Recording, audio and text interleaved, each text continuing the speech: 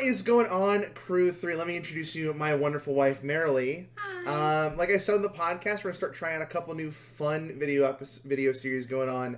The Sims needs a little more time in the oven, but I thought this would be a quick and easy one to kind of get started going on. To ease me into it. To ease her into the magic thing. So she'll have a little more magic knowledge before we just dump into the Sims, although that's obviously really doesn't matter. Right. Just to give everyone a little bit of history, we've played one match of Magic. One match and I won. She did win. So I'm stopping while I'm ahead. It was a bad matchup. It was Izzet versus Elves. Well, it was bad for you. It wasn't bad for me. That is correct. That is correct. But of course, she retired as champ. We haven't played again since. Yep. But she does have a commander deck and stuff like that. So we'll probably hopefully start playing soon. But So I thought this would be fun. Generally, obviously, people always have series where you ask like other players of other card games, and you go, "Is this a good card or a bad card?" So I thought, let me ask my wife, with very little knowledge of this game, whether or not these cards are good or bad. So mostly I'm going to focus on cards from Pioneer, because we have, of course, a Pioneer podcast. But I think every episode will probably include one or two older cards, just kind of show you the evolution of some cards. And so I think we'll start off with this. So this episode, there's 12 cards. We'll kind of go up and down. I already have a lot of cards I had to cut down from because I had a lot. But I think I tried to get into 10, and then it was hard, so I was like, we'll do 12. We'll do 12, but I'm going to try to get down to 10 every episode from now on. So we have all these cards lined up here, and so the first card, though, is going to be our only old card, and not Pioneer Legal card. Okay. And so this card, our first card, is going to be called Brainstorm. So also, because she's not as knowledgeable in the game, I'm going to kind of explain things and answer questions, but I'm not going to give you anything, like, if you have, like, rules questions, I'll answer that. Okay. I mean, to be honest, I don't know what rules I don't know. See, there we go. Well, okay. All right. Well, this is going to be fun then. Brainstorm. It is an instant that costs a single blue mana that says draw 3 cards, then put 2 cards from your hand on top of your library in any order. And your library is your deck. Okay. So, for a single blue mana, you can draw 3 cards, but you have to put 2 back on top of your library. And what does it mean when you put them back on your... Like, you can't use them? You can't use... Yeah, they go back on the top of the deck, and you can't use them until you draw them again. Got it. So then what happens to the third one that you drew? Now, that just stays forever. Oh. Okay. Okay. Now here's the thing. You're onto something here. So... Am I? This card... You don't have to put back the cards you drew. You can put back any. Oh, We're going to censor that out. Sorry. Oh, wow. Okay. Because the game doesn't know what cards you drew technically. Got it. So you can put back. It doesn't know? There's not like an all-seeing magic eye? There isn't actually. Isn't that what the judges are for? Well. Okay. That's what they say they're for. Okay. So I'm going to be honest. My first impression is it costs 1 blue mana. Okay, yeah. Blue's a fun color. It's pretty fun, yeah. But it only costs 1. Yeah. She's a cheap date. Cheap date, yeah. So, however, with that being said... What do you think it being an instant means? I feel like it's like a Hail Mary, but like you know that your player's not very good. That's why it's only 1 mana. Okay. So it's like we launch it, but we're launching it at that kid that like has screwed up every practice. Okay, all right, yeah. So far, but it's intriguing that you do get to like use 1 instantly. Yeah. So I feel like this is a good thing, but I don't think that it's like. I'm gonna stick. I think this is a good one. Okay. This is, in fact, some people would argue, one of the strongest cards in the game, and especially older formats where this card is legal. Okay. Because the big thing is, again, I kind of give you a hint there, and that you don't have to put back any of the cards you drew. Right. So if you just have, like, 2 stinkers in your hand, and you draw, like, 3 good ones, yeah. You can put those 2 stinkers back. And then you couple this card with abilities that let you shuffle your deck, and you can just, like, shuffle those cards away for good. Now, this card can be bad at the same time because you can do what's called brainstorm locking yourself. Okay. Is that what this is for? That's right. Yeah, Okay. yeah. That's you hoping to not brainstorm lock yourself. Brainstorm lock yourself is where you don't have a way to shuffle your library. So what you're doing is you're only essentially just like moving the cards you're next going to draw the next couple turns around, because for the next 2 turns you're locked into only the cards you have in your hand and the two that you put back. Okay. We're good. Okay, so I mean, my logic wasn't completely flawed because it. Yeah. I'm gonna go with the fact that it only cost 1, which is very cheap. That's the other important thing here is it's a very. So I picked up on that. Yes. Okay. Now I will say not all cheap cards are good. Sure. But this is a very powerful effect for its cost. Cool. Also, the fact that it's an instant means you can play it at any time you could play a card, not just on your turn. If you see a card that's like a creature or a sorcery or an enchantment, generally those can only be played on your turn and like can't do. But you could kind of do this like at any point in time. Kinda. Okay, all right, she's cool. Yeah. All right. Our next one, Llanowar Elves. I like her already. So for a single green mana, you get an Elf Druid. It's a 1/1 creature that taps to add green. So I don't know what that means. Okay. But I feel like she's an elf and a druid. Okay. That feels like 2 separate things. Yes. Creatures generally have 2 creature types. One is kind of like their race, and the other is like their fantasy class. Okay. Yeah. Okay. Again, only cost 1. Yeah. Tap to add. That's that little thing. Yeah. Tap to add a green mana. Yes. Okay. I think that she's all right. I'm going to say this is good. Yeah. And my reasoning for that is because, number 1, she looks really cool. Yeah. Number 2, she's an elf. / number 3, she's a druid. Uh-huh. So I feel like she could probably, like, get some stuff done. Yeah. Maybe not, like, heavy artillery, but, like, so I'm gonna say yeah. Okay, all right. Yeah. This card is good. Okay. And this is what we call a mana dork. And so, Llanowar is like the original mana dork, and they've kind of done several of these types of cards as the game has gone on. Mm-hmm.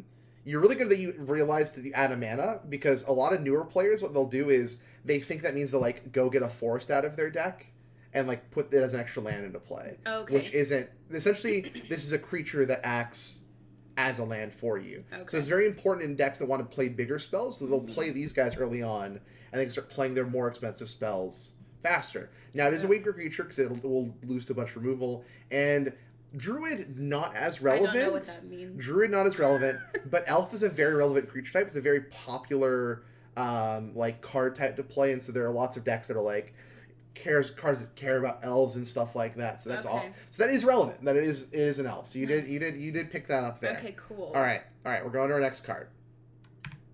Treasure Cruise. Ooh, so she's expensive. 7 and a blue for a sorcery with ability called Delve. It's each card you exile from your graveyard while casting the spell pays for 1.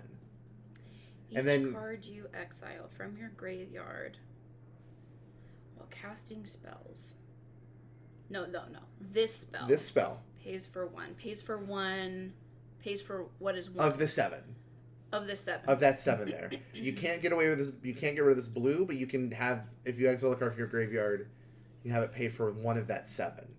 And then you draw 3 cards. Oh, I see. So that's what the card actually does, is you draw 3 cards. Okay. Countless delights drift on the surface while dark schemes run below. That's flavor text, and we don't care about it. Dang. Oh, I thought it was going to be a little hint for me. Okay. Treasure Island. Treasure Cruise. Okay, wait, back. Okay, so I know that I know card art changes. Yeah. Like somewhat. Yeah. Depending on all the different sets that come out. Yes. Yeah.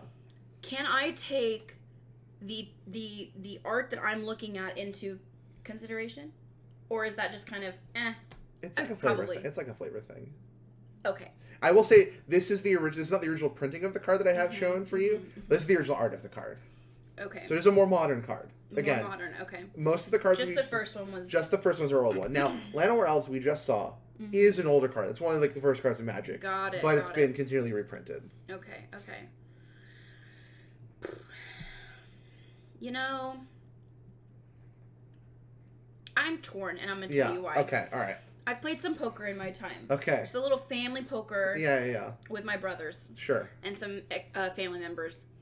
And there's a particular style of poker we play. And there's essentially what's called a widow's deck. And so after everyone has been, led into the game, if you don't like your hand, you can ante in for a second time and purchase this widow's deck. But what that means is that you are stuck with your hand. Okay. And so it's a risk. Okay. Okay, because you're spending more money to buy it.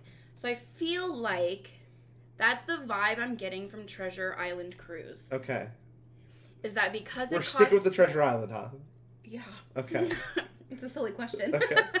So I feel like because it costs so much, blue mana. Okay. Well, it only costs one. It only costs one blue mana. Well, then why is there a 7? The 7 can be anything. Can be any what? We can pay them with any color of mana. Oh. 7 plus a blue? Yes. Oh. Okay, well, she's still expensive. Yeah. So I'm going to feel like this is like a Widow's Deck card. Uh-huh. So I feel like this is maybe... but you draw 3. Let's just say this is a bad card. Because what if you draw 3 really not so good cards? Okay. And then maybe you then plummet your deck because of the 3 additional cards that you brought into play.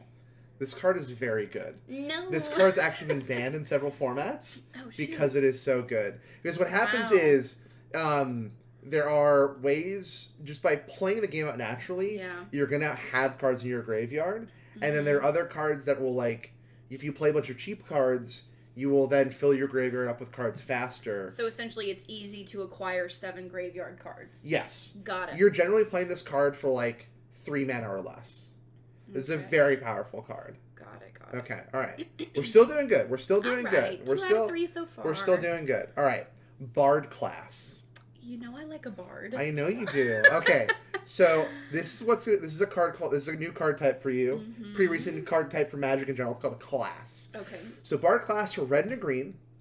What happens is you get the top ability of it. So when you first play Bard class, all your legendary creatures on the battlefield with an additional 1/1 counter on them. If you play a legendary creature, it's going to get 1 bigger.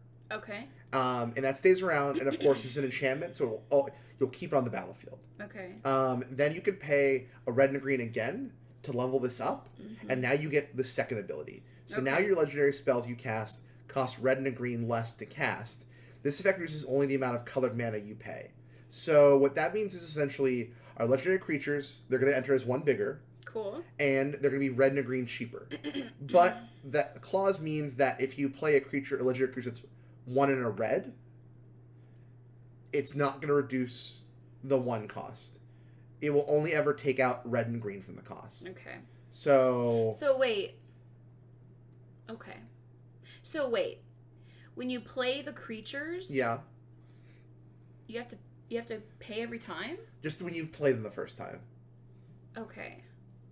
You don't have to pay them again once you pay them. Well, some creatures do have a thing that does, but we're not going to talk about it. Okay. Just assume that when you play a creature, you pay it once, and then you're done. So then remind me what happens when you play the creature. Is it out then? It's on your board.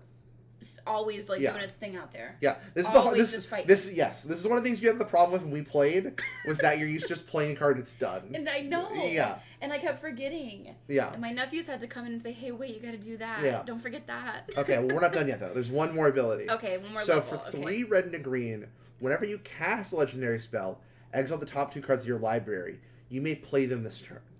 You may. Okay. Listen, my gut is telling me that this is a good card. Yeah. Because there are 3 levels, and 3 is always better than just a singular Sure, yeah. You know what I mean? Yeah. A 1-trick pony. This one's a 3-trick pony. Yeah. Which is a pretty cool pony. It's a pretty well trained pony. It's a pretty cool pony. So yeah, I feel like it's I'm gonna say this is a good card. I love you. Yeah.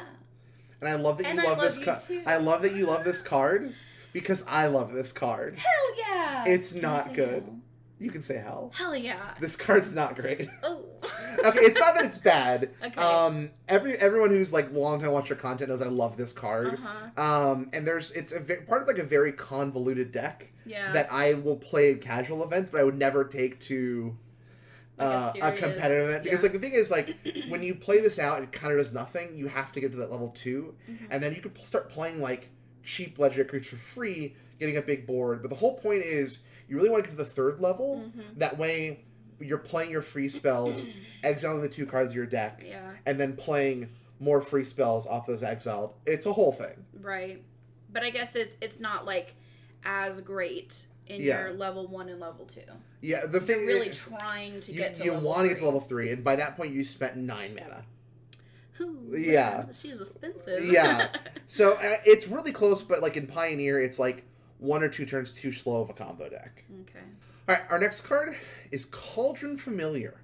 It's got a cat. It's got a kitty cat. So for single black, we get a 1/1 cat that when Cauldron Familiar enters the battlefield, each opponent loses 1 life and you gain 1 life. You can also sacrifice a food to return Cauldron Familiar from your graveyard to the battlefield. Every day, the cat returns to kill the same mouse, which sinks again into the cauldron's brew. Yeah. I know I'm not supposed to pay attention to that, but that's cool. That's cool. That's witchy. So, I like it. Yeah. I think this is a good card. Yeah? Yeah, I think this is good. I think that cat is a bad cat. Yeah. Why do you think this card is good? Mainly because I feel like... Let me reread. Okay. When Cauldron Familiar enters the battlefield, each opponent loses a life. Yeah. I mean... It's 1 in 20. Huh? It's 1 in 20. That's like, yeah. 1 in 20. I mean, that's significant. Yeah. That's significant. And you gain a life. Okay. So it's like... Yeah. Right? It's like the Sanderson sisters in Hocus Pocus. Truly. Right? Yeah. But it's not just children. It's just not. Like creatures. Yeah. Creatures and people and stuff. Yeah. Yeah. And I think it's cool that you can sacrifice a food, because who really needs that much food when you're in battle? Yeah. You know? Sure. Why are you eating? You should be You should be fighting. Yeah. Return Cauldron Familiar from your graveyard to the battlefield. I mean, we get Thackeray Binks back. Yes. Yeah, good card. This is a good card, and you should all be using in your decks. So this card is situationally good. Okay. So also fun fact. Like situationally, like all situations. Well, it's good in tandem with another card. Oh. So you might remember, actually, this is a card that Ricky and I were buying. This is the one we were trying to buy all those packs for. Oh my god. Yeah, Ricky and I needed to find it. We were gonna play it at RCQ. We didn't have enough College Familiars, so we bought a bunch of Eldraine packs at an LGS. So this card is like whatever on its own, but when you play it in tandem with a card called Witch's Oven, which lets you sacrifice a creature to make a food token. So what you do is you can make the food token to then sacrifice. Yes. To get your cat back? Yes. I mean... So, this is actually one of the decks I play a lot in Pioneer, Rakdos Sacrifice. So what you do is, you put the cat in the oven itself. So then it goes to your graveyard, you get a food token. You can then use the food token from the oven to get the cat back. That turned very Fatal Attraction really quickly. Yeah, right? Really quickly. Yeah. So, it's really important. So, what it allows you to do is you can, block a creature that's trying to deal you damage with the cat, and then before damage you can sacrifice it, make the food token, and then use the food token to get the cat back, drain for 1 again. It's really annoying. People hate it. It's fun. That sounds fun. Yeah. That sounds fun. Yeah. All right. Our next card, Thoughtseize. For a single black, you get a sorcery. Target player reveals his or her hand. You choose a non-land card from it. That player discards that card. You lose 2 life. Okay, let me read this again. Okay. Target player. So I have the Thoughtseize. You have the Thoughtseize. And I target you. You can target me. I love you. Target anyone. Why are you targeting me? You can target anyone. Okay, I'll target Rob. Okay. Sorry, Rob. Target player reveals his or her hand. You choose a non-land card from it. Yeah. That player discards that card. So discards, I don't get to keep it. I just get to pull it out of... I get to yank it away from him. Yeah. Or her. Yeah. And then it goes in their graveyard. Yeah. And then I lose 2 life. You lose 2 life. Any dream is a robust harvest. Wow. Yeah. instead of live, laugh, love, we should say any dream is a robust harvest. It's a tongue twister. In our kitchen. It is. Yeah. Any dream is a robust harvest. Still, I prefer the time-worn dreams heavy with them.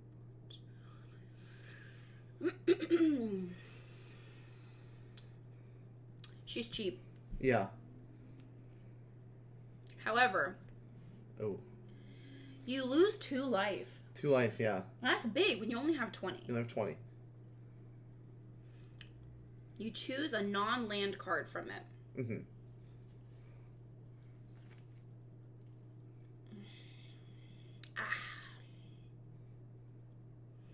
This feels like a good card. Uh-huh. But I just feel like putting yourself at a less 2 life is not good. Okay. I feel like that's not good strategy. Okay. Because, like, why would you... Let's say I have all 20. Okay. And I choose to use this card. Yeah. I would assume that the game has not been on long enough for me to actually assess what you're doing over there. Yeah. You know? Uh-huh. So it seems like not a good time for me to try to use it. Okay. Let's say I even wait for half of my life to be gone. So I have like 10 left. Yeah. And now I'm going to lose 2? Yeah. Because I'm like, maybe I'm losing or something. Sure. And it's just like another like Hail Mary. Yeah. I don't know. I say don't do this. So why would you risk this? I say no. Okay. I say bad. So Thoughtseize? Yeah. Very strong card.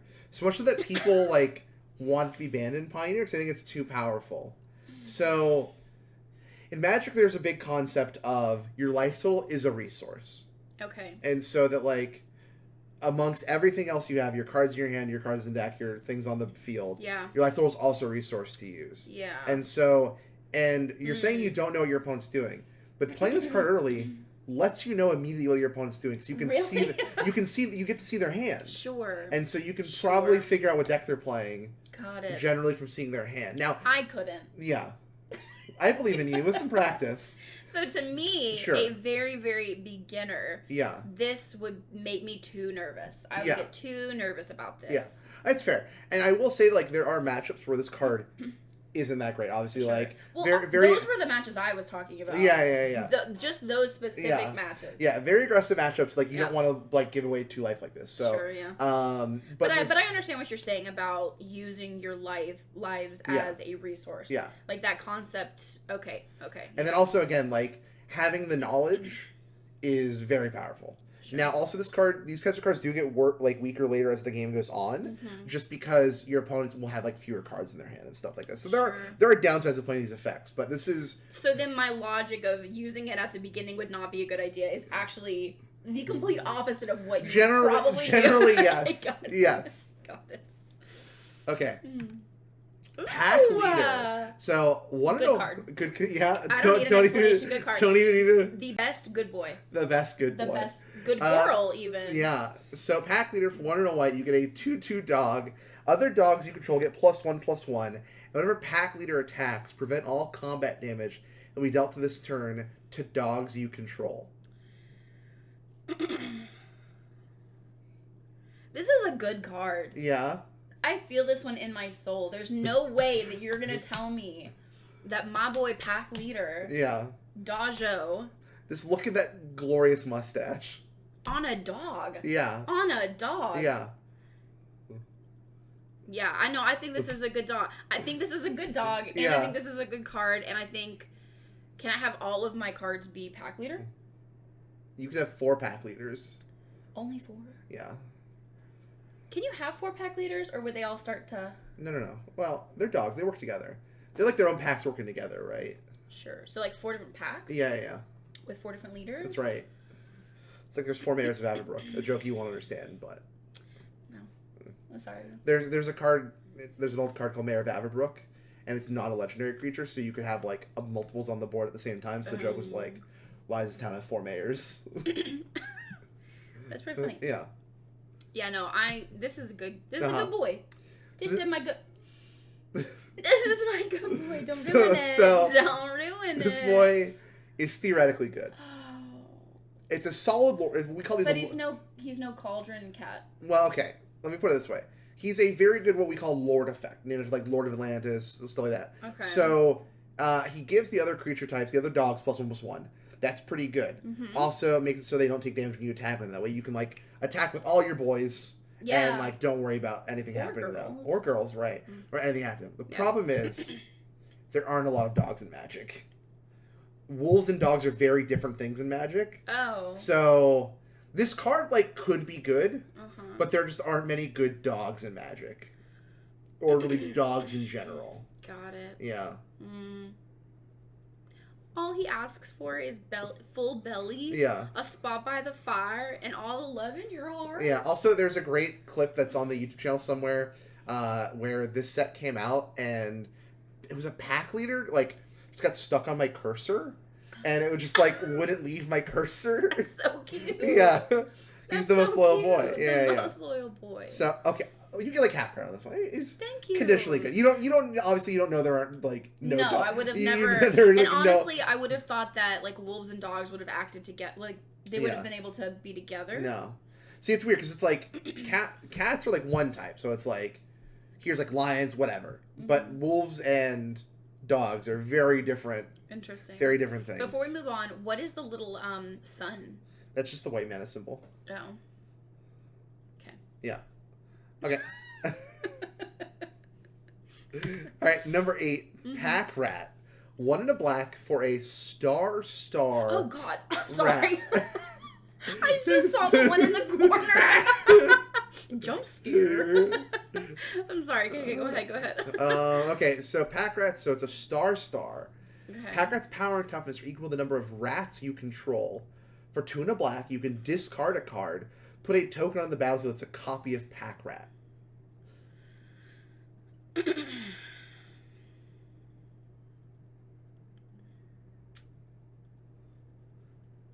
It's a lot to take in. Yeah. It's a lot of screaming mouths, green eyes. The art on this alone is disturbing, and it's making me want to say bad card, but I've got to, like, compartmentalize I feel bad because I should have gotten you this art instead. Keep going. You can keep talking about it. Okay. No, I was just going to say that I feel like I'm having to compartmentalize. Yeah. Reading it and trying to decide and separate it from See, I should have used this art instead, the cute little secret layer art. Oh no, that mouse is so cute. Yeah. Oh, it's adorable. They've got flowers. They do have flowers. This is Chinese here for you're the rat. Alright, but these rats though. Yeah, these rats. You don't mess with these rats. No. Discard a card, put a token into the battlefield. Now, what is Star? So, Star is, it's a character, I think it's the term correct in terms like, it's a characteristic defined power and toughness, in that, anywhere, because this is, its power and toughness is set by this ability, the packet's power and toughness are equal to the number of rats you control. Yeah. This always will be equal to the number of rats you control, no matter where it is in the deck. Because generally cards will only care about board states for that, like when they're in play or when they're on the stack. But for stars, they are always being constantly updated. So this card's power is always the number of rats you control. Sure. As much as I really hate that little guy right there in the corner.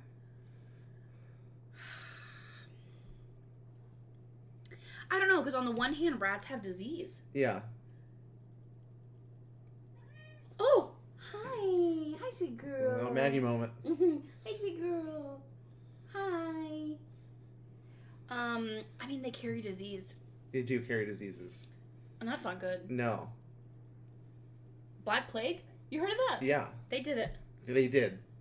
And probably other ones that I'm blanking on. Mm-hmm. Truly. I think this is probably a good card. I'm not happy about it. But I think this is a good... I don't know. Listen, I am a little bit biased against rats. Didn't you own a rat? I did. They were my two little babies. I called them Mary-Kate and Ashley.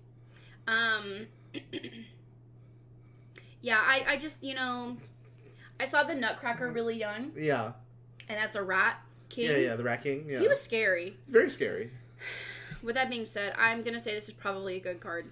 It's got 2 stars on it. Stars are fun. Yeah. So I will say in Pioneer right now, it's not great. But at the time this card was printed and this card came out, several years ago, like when I was getting into playing Magic, this card was like one of the best cards in the game because it could just turn any bad card in your hand into a copy of this, which would subsequently make your other pack rats bigger. Right, because you're getting more rats. Exactly. Got it. And they all just have the ability. So, like, very quickly, the Magic kind of turned into, like, standard at the time, kind of turned into, like, can you play your pack rat and let it survive because it's going to take over the game on its own. So, pack rat kind of lost its luster as other cards have been printed, but at its time, very good card. Kind of like the Black Plague. Like the Black Plague, yeah. Right? Right. Like, in its time, it really did some damage. That's right. But modern technology, no. Medicine. Are you gonna are you just trying to Billy Madison us? Like, and the puppy represents industry. No. All right. Here is the abs man himself, Oko. Why is there Thief a of leaf? Crown. Just like very. Well, he's sitting in a grove of trees, right? So the leaves are falling. So this is Oko, Thief of Crowns, Magic's favorite twink. For 1 green and a blue, you get a legendary planeswalker, Oko. Okay. So he has 4-star loyalty. He has 3 abilities. Wait, what's the 4? That's his loyalty count. Oh, okay. So you can give him. Excuse me, is that high? Is 4 high? Okay. That's all right. What's the most you can have for loyalty? As many as you can put on from the abilities. Interesting. So +2, you make a food token. Okay. +1 loyalty. You target artifact or creature loses all abilities and becomes a green elk creature token with base power up to 3/3. Okay. And then for -5 loyalty, you can exchange control of target artifact or creature you control and target creature an opponent controls with power 3 or less.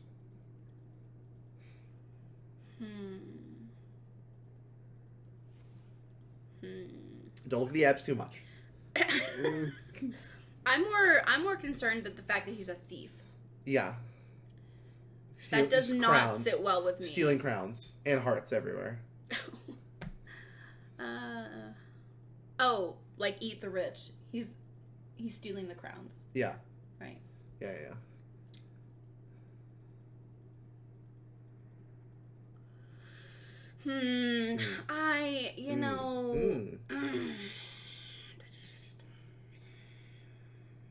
Any relation to Yoko Ono? No. That's gonna change my decision. Okay, yeah.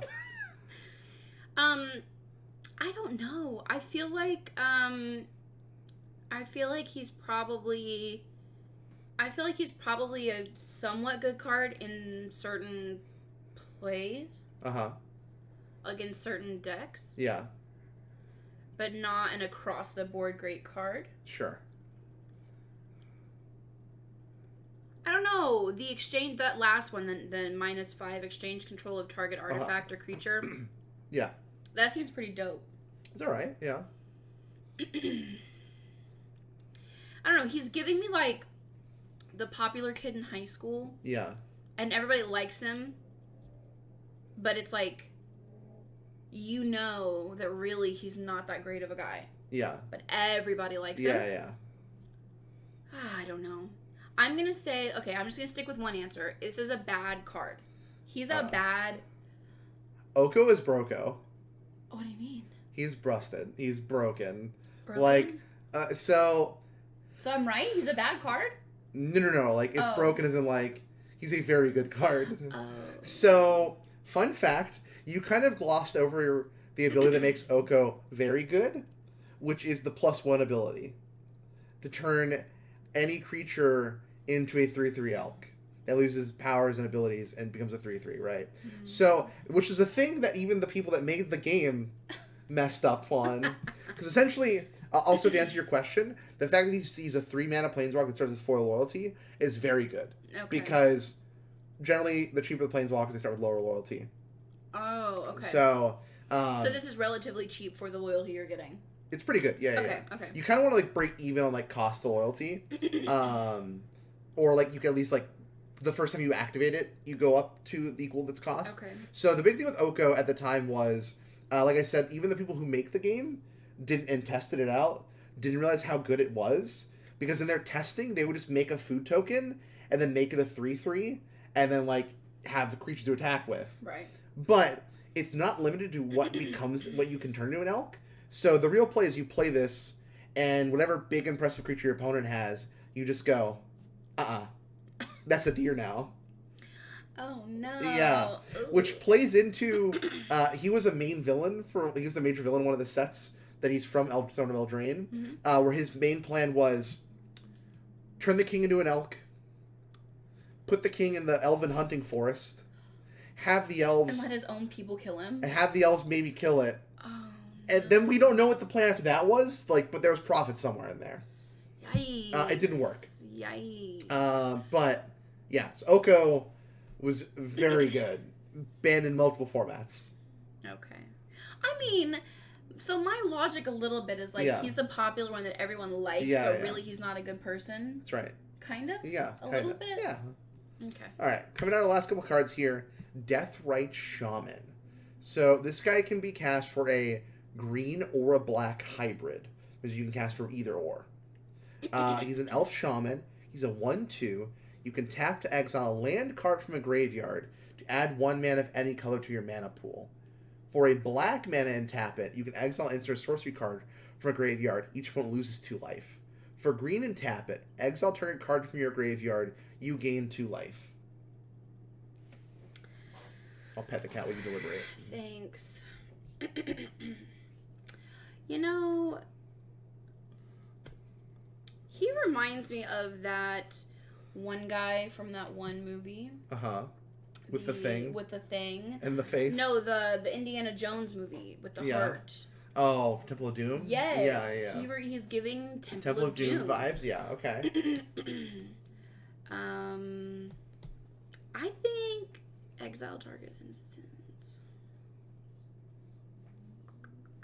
I think this is a good one. What does the 1/2 mean at the bottom again? It's his power and toughness. Power 1, toughness 2? Yeah. Do we know his loyalty? He doesn't have loyalty. He's a creature. Only planeswalkers have loyalty. Okay. Because in the like meta context of Magic, when you summon a creature, you're summoning like an illusionary or like an incarnation of that creature. But with planeswalkers, when you play them, you aren't summoning an incarnation of them. You're just saying, "Hey, bro, here's some money." Work for me for a bit. Okay. And that's why they have loyalty. Okay. So if they use beggar abilities, they're like, okay. All right, I gotta go. I did a lot for you. I gotta leave. Okay. Exile target land card. So remind me, what does exile mean? Just like it's done. It's like gone. It's generally gone forever. Exile target land card from a graveyard. Add 1 mana of any color. Exile target. I think this is a pretty good... He does 3 things, and those 3 things seem pretty cool. Yeah. He's not that expensive. Uh-huh. He's a shaman. Yeah. And an elf. That's right. Which we've learned very relevant. Very. Yeah, I think he's... I personally wouldn't mess with him. If I saw him in the streets, I think I would, dip. Yeah. But for the purposes of the game, I think he's a good... This card's very good. Card. Yes. This card, like you said... It's very cheap, it's very efficient, it has 3 very cheap abilities, and it also is a mana dork as well, in a sense. So, this card is very good and has been banned in some other formats. But not in Pioneer. Not in Pioneer. Because Pioneer doesn't have what are called fetch lands. It has what? It doesn't have fetch lands. Okay. And so those are lands that you, play them, and you sacrifice them to go find a land from your deck and put it into play. Okay. So what happens is if you, play a fetch land on your first turn... So generally there's not, a lot of ways to cheat lands into your graveyard in Pioneer. So that's why this guy isn't as good in Pioneer, or need to get banned. But in formats with ways to put lands easily into your graveyard, it's real good. Right, got it. Okay. Okay, yeah. Down to our last 2 cards here. Look Colossal at that Dreadmaw. Big boy, Colossal Dreadmaw. 4 green for a 6/6 dinosaur with trample. With trample? Where do you see trample? Where do you see trample? Wow, he can just trample? Yeah, what does trample do? It tells you what trample does. Let me read it, because I was too busy focused on the good boy and how handsome he looks. The big giant dinosaur boy. Yeah. He's colossal. Truly. It's bringing me a lot of dread. Yeah. Maw. Okay. Trample. This creature can deal excess combat damage. Yeah. I think it costs 6 total things. Yeah. We've seen more expensive things that I feel like aren't as good as this Colossal Dreadmaw.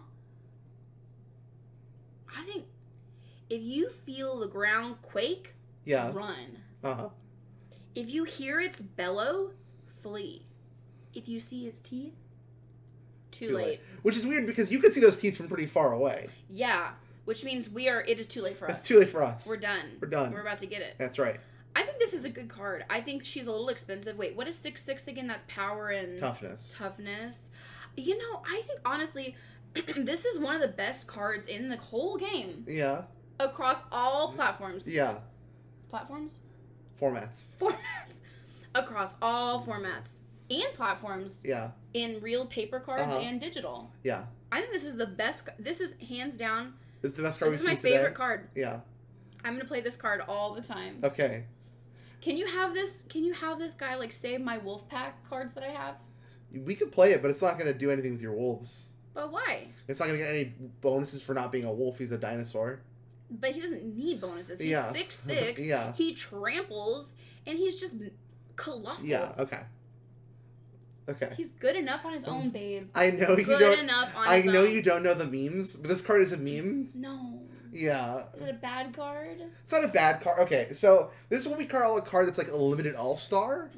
So it's great when you're not playing constructed. When you show up in your draft and you're playing like Seal, you open your packs, right? Like it's a 6/6 for 6, so that's a vanilla. We passes the vanilla test, which is like it's on rate. So for 6 mana, we're getting a 6/6 dude. Trample is very relevant. The problem is we're sleeving out our Pioneer decks. This card kind of does nothing. Oh, no. It's just kind of like a big dumb idiot. No. Yeah. Well, dang, Colossal Dreadmaw. This card is a big joke, though, in the community. Okay. Because in, like, a set called Iconic Masters, where they were printing cards from, like, every set, this guy was included. Yeah. So this is always the iconic Colossal Dreadmaw. He is iconic. He's very iconic. Do you see how big he is? He's a big boy. I will say I'm a little perplexed by the size of his claw. Mm-hmm. It looks very small for the size of his head. He's a T-Rex. Is he? He's like a T-Rex, yeah. It's like it's a Dreadmaw is like a T-Rex. Is it? Yeah. Are you sure? Yeah, I'm positive. He doesn't look like a T-Rex. Well, he's kind of a T-Rex. He looks like a dragon. No, he's a dinosaur. All really? Right. Are you ready for your last card? Yeah. Okay. This is the last card. Technically, this last card is 2 cards. That's a double-faced card. Oh, this is Fable of the Mirror Breaker. Okay. So for 2 to red, we get a Saga. So I know. Saga. So the way Sagas work is, as it enters the battlefield, and your draw step, you add a lore counter. I don't know what that is, but okay. So, essentially, for each lore counter it gets, it does the next ability. Okay. So when we play it and we get 1 lore counter, we get the first verse of the Saga, which is create a 2/2 red Goblin Shaman creature token with, whenever this creature attacks, create a treasure token. Its second ability, you may discard to 2 cards. If you do, draw that many cards. Its third ability, exile this Saga, and then return to the battlefield transformed under your control. And you get the backside of it, which is Reflection of Kiki Jiki. There's a 2/2 that Goblin Shaman, with the ability 1 and tap it, create a token that's a copy of another target non-legendary creature you control, except it is haste. Sacrifice it at the beginning of the next end step. Sacrifice it. Yes. Beginning of the next end step. Yeah. All right. So remember, we got this guy on the back. Yeah. This is our front side. Yeah. Okay. So it's like a 2 for 1. So 2 for 1, yeah. We love a good BOGO deal. We love BOGOs, yeah. We're not getting Cole's cash, though. Dang it. I'm a little torn. Okay. I'll tell you why. Yeah. I see that 2/2 in the bottom left. That's just kind of telling you because the backside's a 2/2. Dang. Okay, but there is a 2/2 down there. Yeah. So it is 2 power, 2... Toughness. Toughness. And we make a dude that's a 2/2 when you play it. In addition to this dude. Yes. So you have 2 dudes. Well, again, you have to wait to get the backside. You have to get through all of them to then get the second dude. Yeah.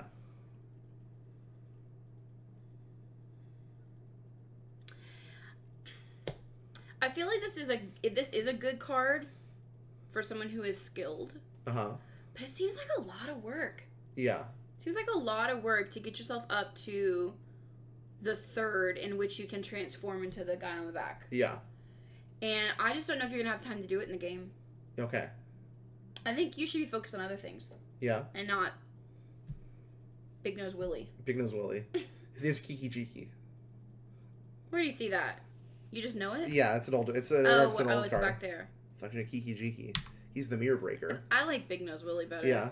Okay. That's just my opinion. Okay, all right. What do I know? So, Big Nose Willie, you're out on Big Nose... okay. Big Nose Willie. It's a very good card. So... Why am I so bad at this? No, it's fine. It's fine, because I will say, when this card came out, people, looked over this card, including us. Okay. We, glossed over this card being good. This card is very impressive. You are correct, though, in that this card is good for skilled players. Because the main thing is the second ability really requires you to know what you're doing. Okay. Because, so the way sagas work, right? So one of the things you said was you don't have time. So essentially when you play this guy, you're going to get the 2/2 right away. So you get the 2/2 that whenever attacks makes a treasure token. Yeah. And what you don't know, treasure tokens are like a temporary land. You sacrifice them and you get a mana. So that guy accelerates you when it attacks. But of course you have to wait to attack with it. The second ability, the way it works, sagas work are, they get a counter during your draw, your untap and stuff like that. And so how it works is you can kind of stack them. Yeah. So you draw your card for the turn, and then you can decide if you want to discard up to 2 cards, effectively redrawing those cards you discard. And then the third ability, obviously, you exile it and get a copy of this guy, which makes copies of your other guys.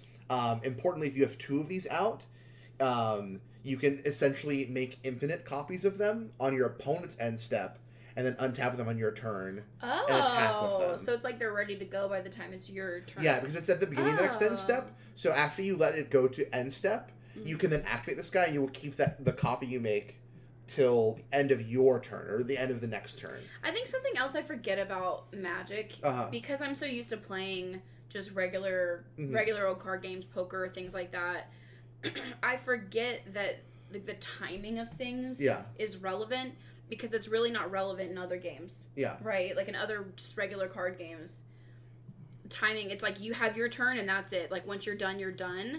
And it's just very kind of encapsulated. And I feel like I always forget that timing with Magic seems to be... Yeah. It's maybe not a key, but it is kind of a key to playing the game. And you're right in that, but again, back to this being a skill intensive card. A lot of people think this card it's very similar to with Brainstorm we talked about earlier, where if you're very knowledgeable with your deck, you're gonna know what cards to put away and things like that. Where this card is very strong, but it also rewards stronger players than it does. That's why this card is so impressive, is so impactful, and is very dominant in Magic right now, and Pioneer especially, because it's rewarding stronger players more so than your average player. But, okay, so let's see here. So, you got Brainstorm, you got Llanowar Elves, you missed Treasure Cruise, you missed Bard class. I'm gonna give you a half a point for Bard class. Okay, so 2.5. I got Cat. Yeah, you got Cat. Well, I said good, and you said it was situationally conditionally good, but it's still good. We'll call that a good one. You missed Thoughtseize, so we're at 3.5 so far. Yeah. You missed the Good Boy. Yeah. You got Pack Rat. Woohoo. You missed Oko. You got Deathrite Shaman. You missed Dread Maw. And you missed Kiji. So we got 5.5 I got? Yeah. We're about half 50-50. Half. About 50-50. For someone who knows absolutely nothing, even though I've played you know what? I played that game against you. Yeah. My nephews really played that game. I've got a couple of nephews. One is still in high school, and one is... Actually, they're both in high school. And so, yeah. Yeah. At the time, they were both in high school, but... They really played the game. Oh, yeah. That's okay. You won, though. Oh, yeah, I did. Yeah. Okay. So, I mean, good job. I think 50-50 is very good. Yay. I think so what do you think? Would you do this again? Yeah, I would do this again. All right. Well, let us know in the comments below if you enjoyed this. We'll be happy to kind of keep going. We'll throw in some more curveball cards. We'll throw in some more older cards. Like I said, probably we'll do like 1 or 2 older cards every time. We'll kind of start working on cutting this down to about 10 cards as opposed to the 12 that we did. But I think all in all, you did excellent. Thanks. Your reasoning for a lot of your decisions were great. So I appreciate you saying that, but I mean 50-50 kind of shows that it wasn't so great. Okay. But I appreciate that. Yeah. I'll take good. Yeah. I'll take average. Yeah. I'll take average. Okay. All right. I'll get better. I'll do better. All right. Well, like I said, be sure to comment if you enjoyed this. We'll be happy to do some more. Expect Mrs. Ruckman here in future videos. Like I said, we're kind of working on another fun little video series we're going to check out here hopefully soon once I finish taking some time on it. But again, be sure to like, favorite, comment, subscribe, all that kind of great stuff. We'll talk later on the podcast. Bye.